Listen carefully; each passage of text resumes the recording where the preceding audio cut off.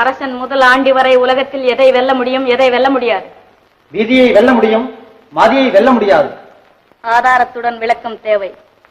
ஆதாரம் என்ன? அனுபவத்தை கொண்டே சொல்ல முடியும். தனிகரம், வணிகரம், தார்வேந்திரம் தன்னை மறந்து எதிர்பாராமல் வாழ்க்கை பாதையை வழித்து விழுந்து விட்டால் உலகம் அவனை என்ன சொல்கிறது? அந்த உத்தமனா சத்தியநெறி தவறினான், தவறமாட்டானே, பாவம் தலைவிதி அவனை தவற செய்து விட்டது என்று விதியின் மேல் பழி சுமத்தி அவனை மன்னித்து விடுகிறது.